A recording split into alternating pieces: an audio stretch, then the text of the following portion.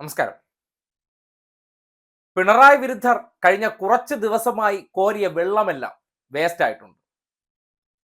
ഒരു തെരഞ്ഞെടുപ്പ് തോൽവിയെ മുൻനിർത്തിക്കൊണ്ട് മുഖ്യമന്ത്രി പിണറായി വിജയനെ കേന്ദ്രീകരിച്ചുകൊണ്ട് ഈ തോൽവിയുടെ എല്ലാ ഉത്തരവാദിത്വവും ഒരേ ഒരു വ്യക്തിയാണ്.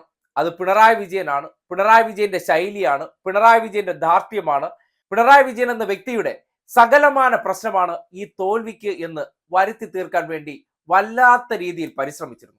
അവർക്കെല്ലാം കൂടി ഇന്നലെ വയറ് നിറച്ചുള്ള ഒരു മറുപടി പാർട്ടിയുടെ ഭാഗത്ത് നിന്ന് ഔദ്യോഗികമായി ഉണ്ടായിരിക്കുകയാണ്. കേരളത്തിലെ ഒരു മാപ്രകളും ഇത് ടെലികാസ്റ്റ് ചെയ്തില്ല. എന്താണ് ആ പ്രതികരണമെന്ന് ഒന്ന് കേട്ടെ.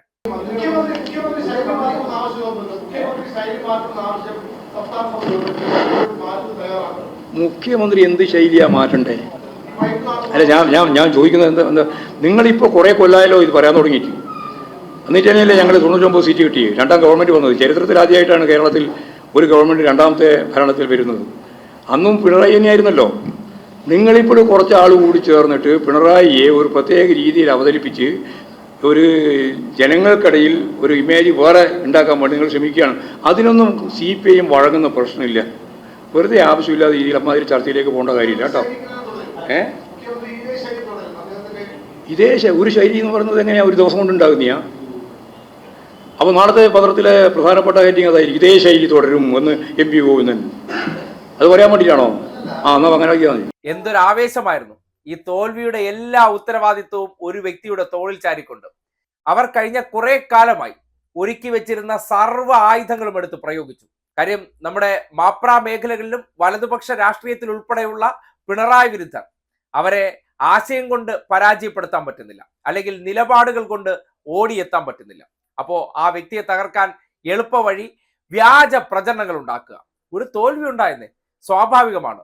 ഒരു മത്സരത്തിലാകുമ്പോൾ ഒരാൾ വിജയിക്കും, ഒരാൾ പരാജയപ്പെടും. അല്ലാതെ ഒരു പക്ഷത്തിന് തന്നെ എല്ലാ കാലത്തും വിജയമുണ്ടായ ചരിത്രമൊന്നുമില്ല. ആ നിലയ്ക്ക് നോക്കുമ്പോൾ 2 ലോക്സഭാ തെരഞ്ഞെടുപ്പ് മാറ്റി നിർത്തി കഴിഞ്ഞാൽ സകലമാന തെരഞ്ഞെടുപ്പിലും പിണറായി വിജയന്റെ മുഖ്യമന്ത്രി എന്നുള്ള നിലയ്ക്ക് അദ്ദേഹത്തിന് ആ വിജയങ്ങൾ ആരും ചാർത്തി കൊടുത്തിട്ടില്ലല്ലോ. ഇപ്പോ ഒരു പരാജയം ഉണ്ടായപ്പോൾ ഇതിനെ മുൻനിർത്തിക്കൊണ്ട് ഇതിന്റെ മുഴുവൻ ഉത്തരവാദിത്വവും ഒരു വ്യക്തിയിലേക്ക് അങ്ങ് ചുരുക്കി ആ വ്യക്തിയെ പാർട്ടിക്കകത്ത് ഒറ്റപ്പെടുത്താം, അതിലൂടെ ആ വ്യക്തിയെ ഇല്ലായ്മ ചെയ്യാമെന്ന് ചിലർ സ്വപ്നം കണ്ടിരുന്നു. അവിടെയാണ് കഴിഞ്ഞ ദിവസം പാർട്ടി നേതൃയോഗങ്ങൾക്ക് ശേഷം മാപ്രകൾ ഈ ചോദ്യം വിദഗ്ധമായി ഉന്നയിക്കുമ്പോൾ വളരെ കൃത്യമായിട്ട് ഗോവിന്ദ മാഷ് മറുപടി പറഞ്ഞു വെക്കുന്നത്. അതായത്, ഉത്തരവാദിത്തം ഒരു വ്യക്തിക്കല്ല, കൂട്ടുത്തരവാദിത്തമാണ്. പിണറായി വിജയൻ എന്ന് പറഞ്ഞാൽ പാർട്ടിയല്ല. പാർട്ടി എന്ന് പറയുന്നത് ഈ ആൾക്കൂട്ടം എല്ലാം കൂടി ചേർന്ന, അതിൽ നേതാക്കന്മാർ മുതൽ അണികൾ വരെയുണ്ട്. ഓരോരുത്തർക്കും അതിന്റെ ഉത്തരവാദിത്തമുണ്ട്. പിന്നെ ശൈലി മാറ്റം എന്തിന്? ഒരു വ്യക്തിയുടെ ശൈലി ഈ 2021 ആരംഭിച്ചതല്ല. ആ വ്യക്തിയുടെ ശൈലി അദ്ദേഹം എന്ന് ഇടതുപക്ഷത്തിന്റെ ഭാഗമായിട്ട് വന്നോ അന്ന് മുതൽ ഈ ശൈലി തന്നെയാണ്. അത് മാറ്റണമെന്ന് കുറെ കാലമായി മാപ്രകൾ ആവശ്യപ്പെടുന്നത്. ഞങ്ങൾ പറയുന്നതെല്ലാം വിനീത ദാസനെ പോലെ കേട്ടു നിൽക്കണം, അല്ലെങ്കിൽ കോൺഗ്രസ്സുകാർ നിങ്ങൾ കണ്ടുപഠിക്കും. ഞങ്ങൾ പറയുന്ന കാര്യങ്ങളോ അല്ലെങ്കിൽ ഞങ്ങൾ എഴുതുന്ന കാര്യങ്ങളെല്ലാം അതേപടി ഏറ്റെടുത്ത് അവർ പാടിക്കൊണ്ട് നടക്കുന്നില്ലേ? അതിന്റെ പ്രചാരകരാകുന്നില്ലേ? ഞങ്ങൾ കൊടുക്കുന്ന വാർത്തകളുടെ ഇമ്പാക്റ്റ് ആയിട്ട് ചിലർ മാറുന്നില്ലേ? അതുപോലെ ഞങ്ങൾ ഓരോ ദിവസം എന്തെങ്കിലുമൊക്കെ നിറം പിടിപ്പിച്ച കഥകൾ എഴുതി പിടിപ്പിക്കുമ്പോൾ അതിനെ ഒരു വക്താവ് പോലെ പ്രതികരിക്കാമെങ്കിൽ നിങ്ങൾ മഹാനാണ്. ഞങ്ങൾ പറയും പോലെ ചൊൽപ്പടിക്ക് നീങ്ങാമെങ്കിൽ നിങ്ങൾ മഹാനാണ്. എങ്കിൽ നിങ്ങൾക്ക് ഞങ്ങൾ ഗുഡ് സർട്ടിഫിക്കറ്റ് തരും. പിന്നെ ഈ നാട്ടിൽ ഇടതുപക്ഷത്തിനെ കേന്ദ്രീകരിച്ച് ഒരൊറ്റ ടാർഗറ്റേ ഈ നാട്ടിലെ സംഘി കൊങ്കി ലീഗന്മാർക്കെല്ലാം ഉള്ളൂ. കാര്യം, അവർക്ക് എത്തിപ്പിടിക്കാൻ പറ്റാത്ത, അല്ലെങ്കിൽ അവർക്ക് തലപ്പൊക്കമുള്ള ഒരു നേതാവ് പിണറായിയെ പോലെ ഇല്ല എന്നത് വല്ലാത്ത വിഷമമാണ്. അപ്പോൾ എന്ത് ചെയ്യണം? ആ വ്യക്തിയെ നേരിട്ട് ആശയങ്ങൾ കൊണ്ട് തകർക്കാൻ പറ്റാത്ത അവസ്ഥ ഉണ്ടാകുമ്പോൾ, അല്ലെങ്കിൽ ആ വ്യക്തിയുടെ നിലപാടുകൾ കൊണ്ടോ അയാളുടെ അഴിമതിരഹിതമായ ഭരണത്തെയോ ഇതിനെ ഒന്നും വിമർശിക്കാൻ പറ്റുന്നില്ല. അപ്പോൾ എന്ത് ചെയ്യണം? ഈ നാട്ടിലെ മുഴുവൻ വിഷപ്പാമ്പുകളെയും കൂട്ടുപിടിച്ചുകൊണ്ട് ഇല്ലാ കഥകൾ മെനയണം. നമ്മുടെ നാട്ടിലെ ആൾക്കാർക്കിടയിൽ ഉണ്ടായ വിശ്വാസ്യത തകർക്കണം. അതിനുവേണ്ടി എന്തുമേതും പിണറായിയുടെ പേരിലേക്ക് അങ്ങ് ചാർത്തുകയാണ്, ചാപ്പ കുത്തുകയാണ്. ഒറ്റ ലക്ഷ്യമേ ഉള്ളൂ, ആ വ്യക്തി തകർന്നാലേ ഇടതുപക്ഷം തകരത്തുള്ളൂ എന്ന് അവർ ഉറച്ചു വിശ്വസിക്കുകയാണ്. ആ ഉറച്ച വിശ്വാസത്തിന്റെ അടിസ്ഥാനത്തിലാണ് കഴിഞ്ഞ കുറെ കാലമായി അവർ നിർത്താതെ അക്ഷീണം പണിയെടുത്തുകൊണ്ടിരിക്കുന്നത്. ആ പണിയെല്ലാം വൃഥാവിലായിരിക്കുകയാണ്. ഇത്രയും ദിവസം ഇവർ പ്രതീക്ഷിച്ചു.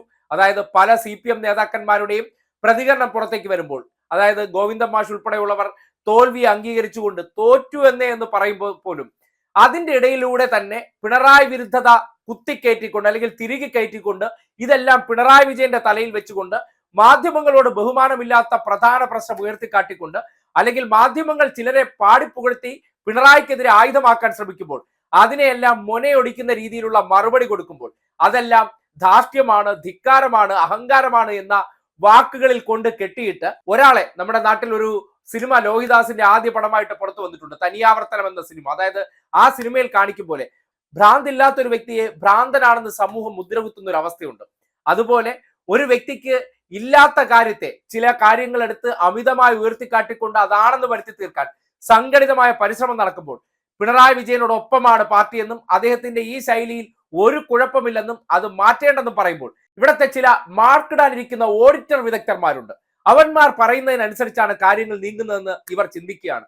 അതിന് തൽക്കാല സൗകര്യപ്പെടില്ലെന്ന് പറഞ്ഞു വെക്കുമ്പോൾ അത് ഈ വിഭാഗക്കാർക്ക് കാരണം പുകയ്ക്ക് കിട്ടുന്ന അടിയാണ്.